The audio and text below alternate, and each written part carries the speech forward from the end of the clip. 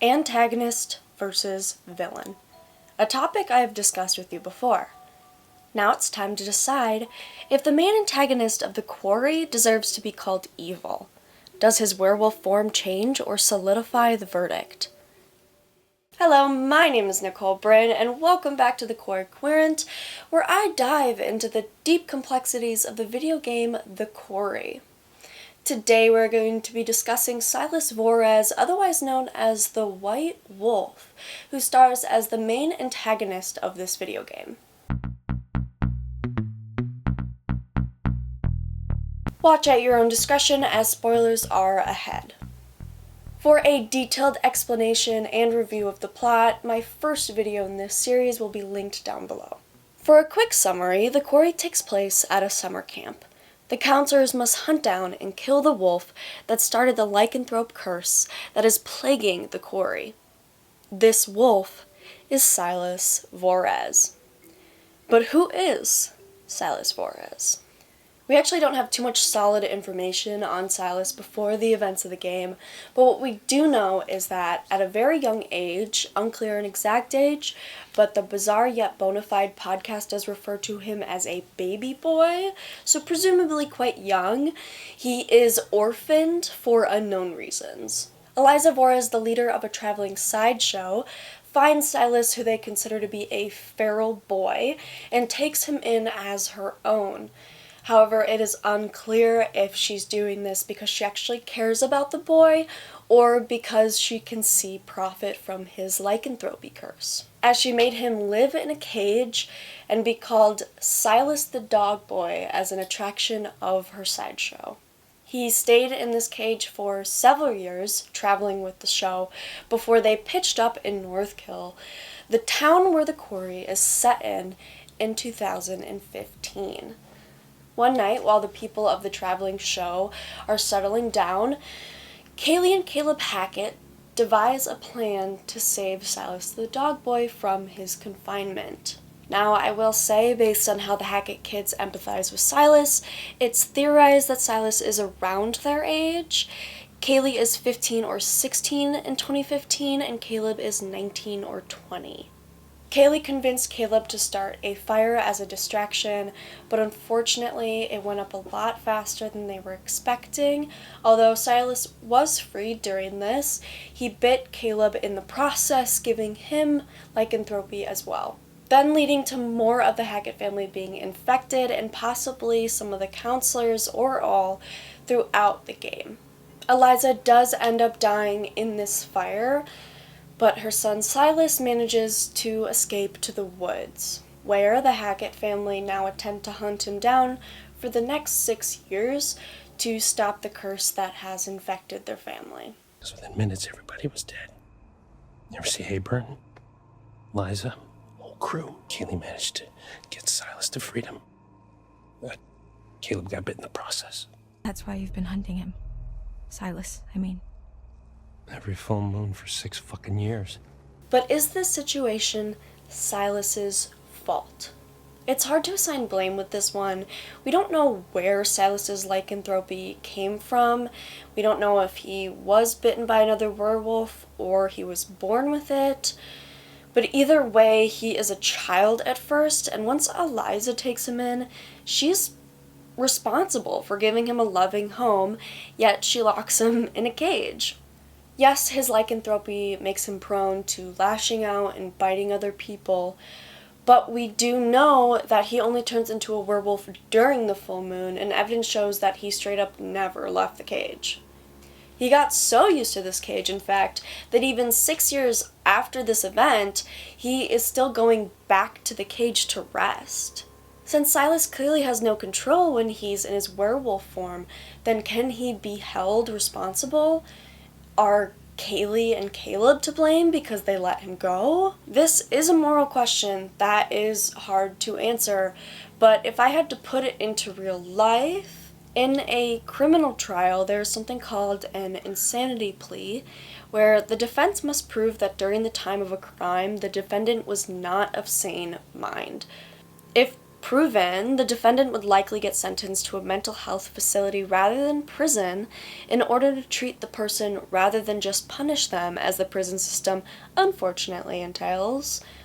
I bring this up because if Silas somehow did go to trial for this, he would be deemed mentally insane, as he was not in control and possibly does not have any recollection of the events. Obviously, we don't have mental health facilities for werewolves, but considering Eliza took him in, maybe it's her responsibility.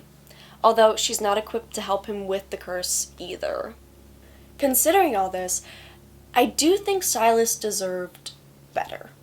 He is the main antagonist because he started the curse, so the counselors are forced to finish him, but that doesn't make him a villain. Not much is known about the personality of Silas Voorhees. His mother describes him as a quiet and sweet boy, but we do come to know that she is an unreliable narrator, which I will get to later. If Silas is alive at the end of the game, he slinks back into the woods to hide from humans. It's possible it's just that he wants to be left alone, but it's also possible that he's trying to protect people from himself. Therefore, I don't think Silas is malicious, as the definition of villain requires. Of course, he is still the main antagonist, but I think the mother deserves the role of villain in this one. Who is Eliza Voorhees? Eliza Voorhees is the leading lady and fortune teller of the Harem Scarum traveling sideshow. She had died during the fire that freed her son. Her ghost now roams the woods searching for her lost child. This ghost has been coined the name the Hag of Hackett's Quarry, as her ghostly voice and figure has been heard and seen by many witnesses over the past 6 years.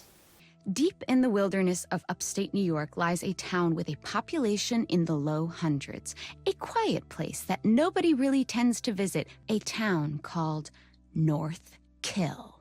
Now, the Hag of Hackett's Quarry is a myth perpetuated by the locals of North Kill. This is where the reports come in. People claim to hear the sound of burning trees and the pained, yearning whispers of the woman as she still to this day searches for her boy, stuck between this life and the next.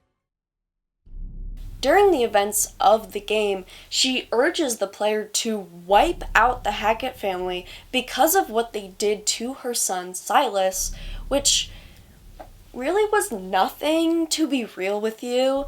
But because of this, she is considered an overarching antagonist, and in my opinion, the main villain.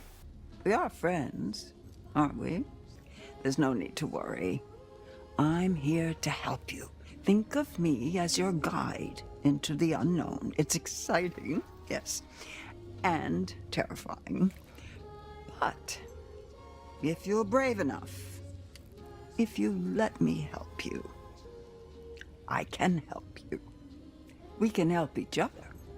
To end the game, at least one person must be killed. Any number of counselors and or Hacketts can be killed while saving or eliminating Silas. You can kill everyone except Silas, or you can save everyone except Silas. In my previous video on the quarry, where we discussed whether or not the Hacketts deserve the Voorhees' wrath, a lot of the comments were in agreement that the Hacketts made questionable choices, but ultimately they didn't deserve to die. Therefore, to have the best ending, you have to keep everyone alive except for Silas. To have the least amount of casualties, this is the best moral option in my opinion.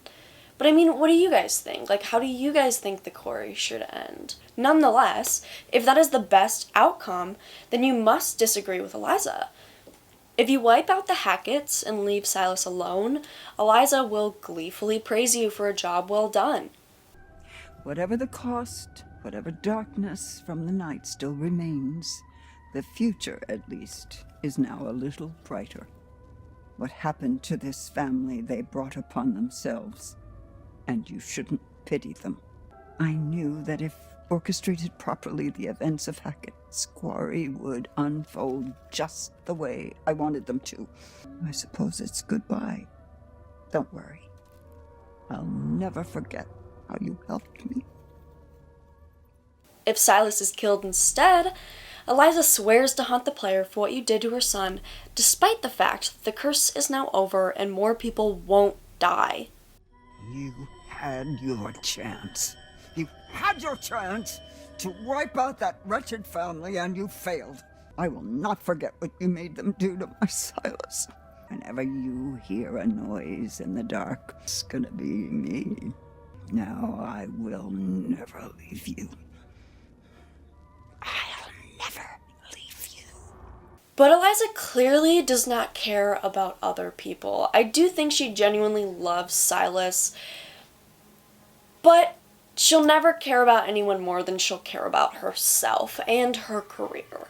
Eliza locked Silas in a cage. If she's willing to do that to her own son who she cherished, then what is she willing to do to people she doesn't care about? Let them die, I suppose. Eliza can be described as a vengeful and apathetic woman whose only humanity is directed towards her son. But even so, as I said before, she cares about herself and her career more than him. She doesn't care about anyone who is against Silas, even the counselors who are just trying to survive the night. She'll refer to them as vermin that need to be stamped out. She's the definition of an unreliable narrator, as she tries to manipulate the player into wiping out all of the Hacketts, but leave Silas alone, but disguises it as the only way to survive the night. Therefore, I believe Eliza Vorris is the real villain of the story, and Silas deserved better.